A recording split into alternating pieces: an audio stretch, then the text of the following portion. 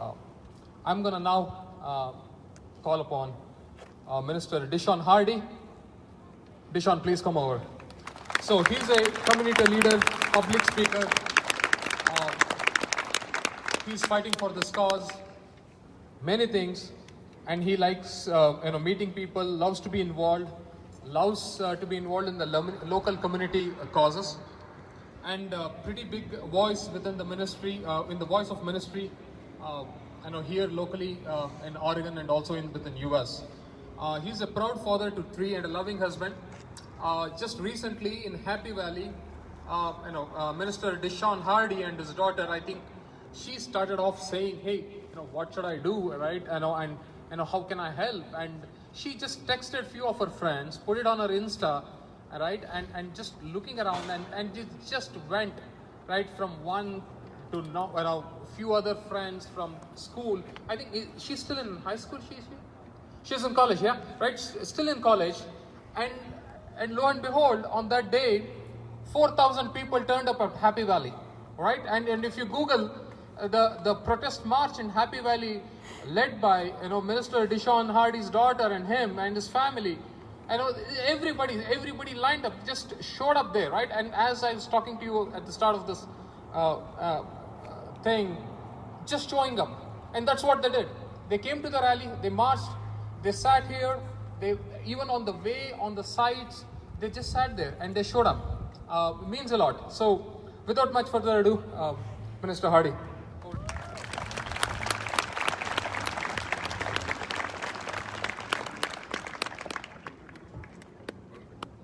Perfect. How's everybody doing? I'll take that as a yes. That's good.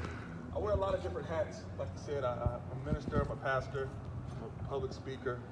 Can you guys hear me? Yeah. Check it up, yeah. Can you hear me in the back? That's my cue right there, the guy with the blue shirt. That's it. That's who I like, yeah. And then the girl with the sweatshirt like mine, I just wore it because we wanted to be twins. That was it. Nice. No, but really, I wear a lot of different hats, a lot of different things that I do. From, like you said, from pastoring to preaching to public speaking to being a father and all that kind of stuff. But when situations like this happen, I have to put all those hats to the side and just recognize and realize that I'm just a black man. Definitely a black man. And in these situations, it makes you really take a stop and really process things and take a look at yourself. I've never won when I travel the country speaking. I've never been one to write down speeches. I've always been very transparent, very open, and like Sierra said, have conversation. With some of these conversations and things I'm going to say might be uncomfortable. But an old gentleman once told me one day when I was speaking somewhere, he said, hey, if everywhere you go to speak, they cheer, then maybe you're speaking the wrong message. He said, because sometimes when you speak, people have to feel convicted, people have to feel some sort of thought process, and not always just happiness, but you have to make people really have conversation and think. So if anything else, when I leave here today, I want to hope that you guys walk away with conversation, walk away with tough conversation and questions and things like that. All right? Let's jump into this. Thank you for the claps. I love it. I'm a preacher by heart, so claps are always wonderful. Always wonderful.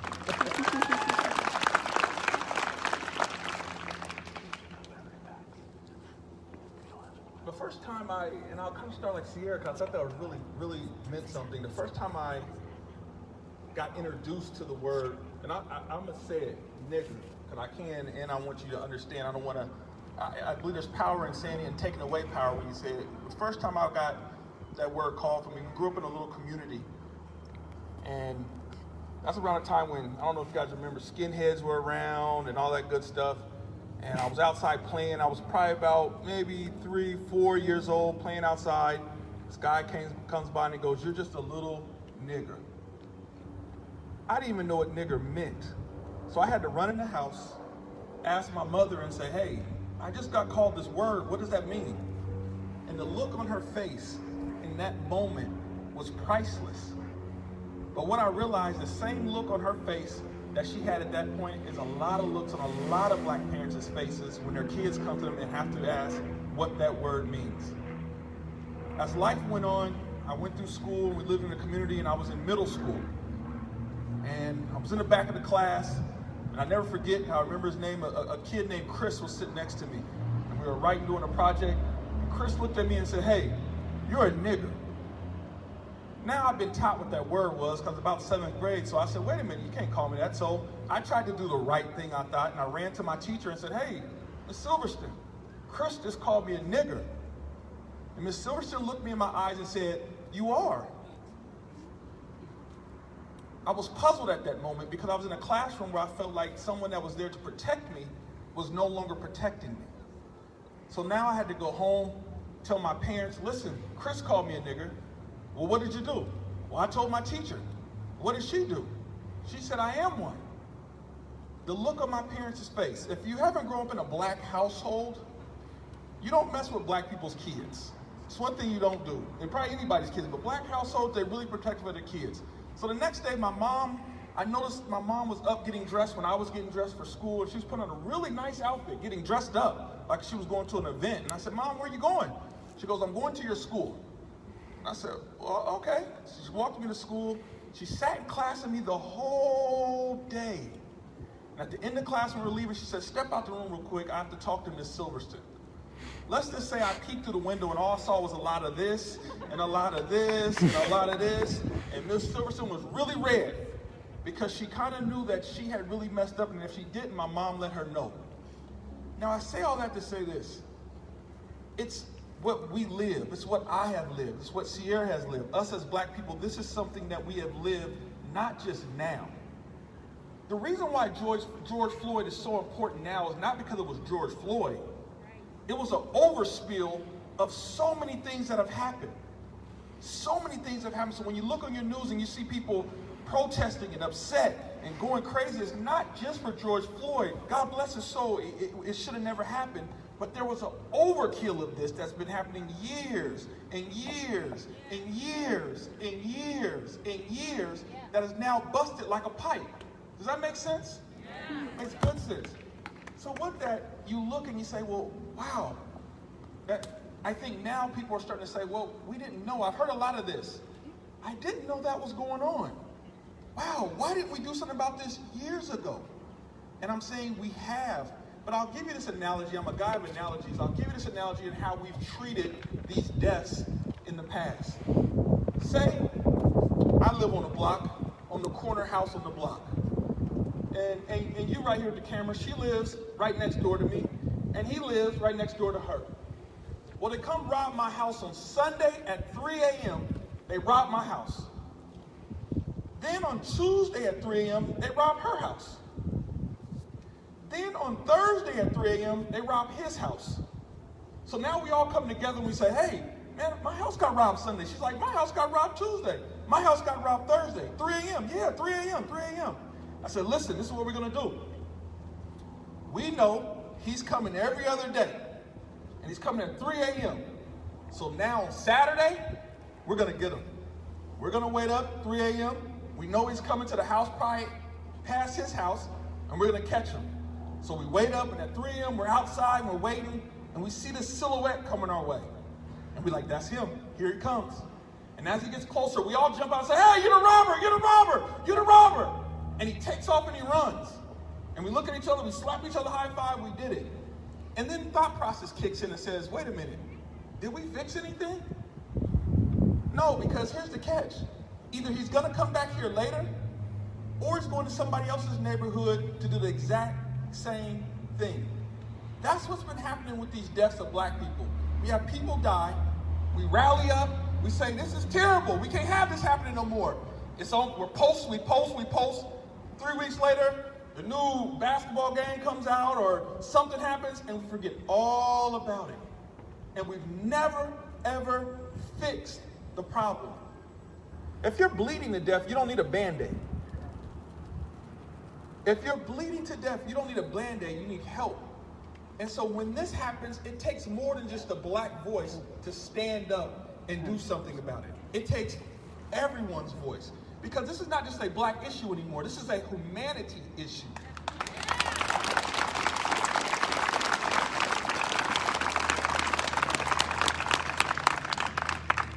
I commend, as I pause right there, I commend and I commend everyone that's here, but I really want to commend the American Indian community. Thank you for what you guys have done. Thank you. Yes, give them. Thank you. I had a very epiphany moment when I got the phone call and had a wonderful conversation with these two gentlemen. And I got off the phone, and my daughter said, "Who is that?" And I said, "It was two great gentlemen that are starting this rally out in Hillsboro." And I was like, isn't it so crazy how life can bring other people together for one cause? Other people together for one cause. When I lived in Happy Valley, where I live at now, and as he talked about, we did a rally, my daughter did a rally, and the rally ended up having 5,000 people. We shut down Sunnyside Road, we walked to City Hall, we spoke off of, thank you, that's commendable by itself, yes. And I'm gonna tell you why it's so commendable, because in Happy Valley, where I live, and I can talk about them because I told them today I talked, we're so comfortable with living in our little homes and our good homes and good jobs, so it doesn't affect everybody in Happy Valley. So to see 5,000 people come out and say, wait a minute, we know this is a problem in Happy Valley was huge. But here's the thing about Happy Valley. I moved to Happy Valley because as a kid, I didn't grow up with much. I grew up on Section 8. I grew up, on food stamps. I grew up poor. And I vowed when I got older, I wouldn't want my kids to have to face what I faced. So I worked hard and went to school and did all these things, and I moved to Happy Valley. And so one day I'm walking down the street with my family, and I got my daughter, she's riding her bike, and I'm doing what all the other neighbors do.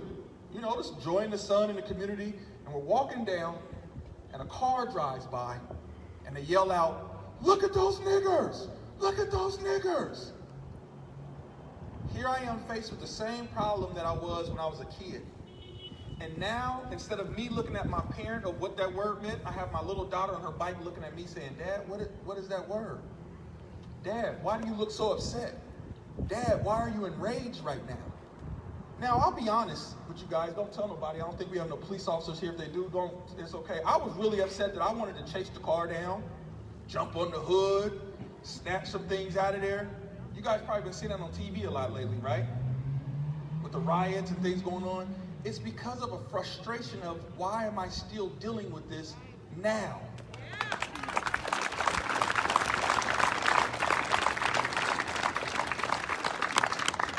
So I had to have that talk with my daughter and explain to her what was going on. That was a tough talk, and we went from there.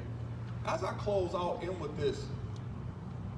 We always hear, we've all held. Now, show of hands, who's heard this statement right here? When people say Black Lives Matter, somebody says, well, all lives matter. Who's heard that statement? Yeah, we hear it a lot. People say Black Lives Matter. Now, here's a key here. We didn't say Black Lives Matter more, right? Is that what it says? I think I see Black Lives Matter, It's not Black Lives Matter more, or Black Lives Matter the best, or Black Lives period. Those are not the statement. It's Black Lives Matter. I was given an analogy as I close with how that looks. And like I said, I'm a man of analogies. If my house catches on fire, some of you may have heard this. My house catches on fire, what do? Your house is on fire, what do? Call the fire department. So I call the fire department. My house is on fire, and they come out, they zoom out, and they start putting out the fire. They start putting out the fire, and then my neighbor comes out and goes, hey, what y'all doing? They said, oh, we're putting out a fire at his house, putting out a fire. Okay, but man, y'all just focusing on his house. What about my house? And the fireman says, well, your house is not on fire right now, so sir, we're focusing on this house because it's on fire. But my house matters. Yeah, sir, your house matters. Same exact thing. White lives matter. Indian lives matter. Hispanic lives matter. They all matter. But what the case is happening right now is Black lives are on fire. Our house is on fire. And so because our house is on fire, we're saying, wait, we're on fire. So yeah, everybody matters, but right now we're on fire and we need everybody's help. Does that make sense?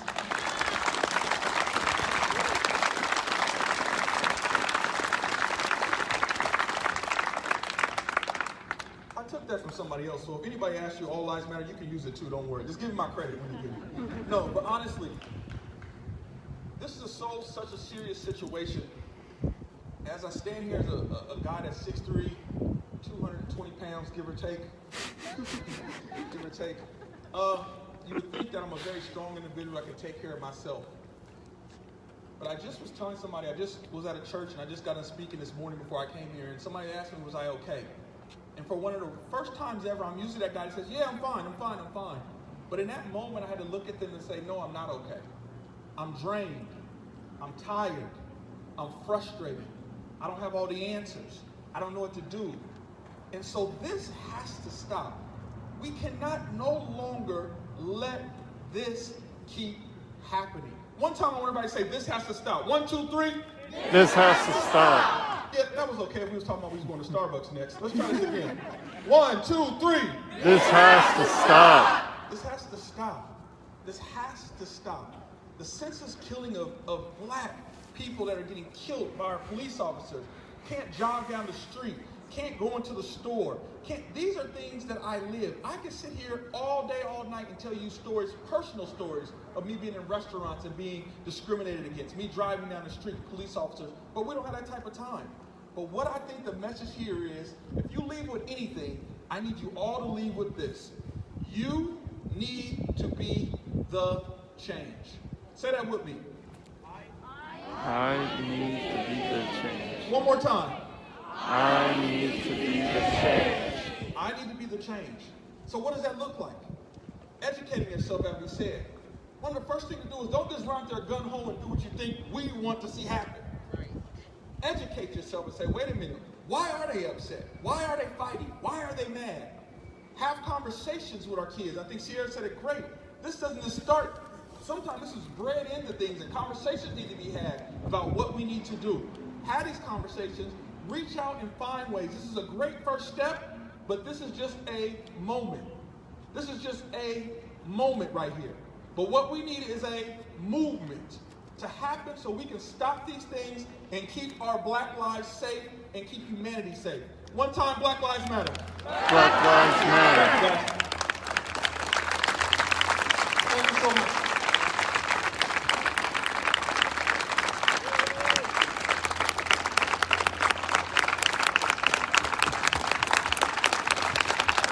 Very nicely articulated.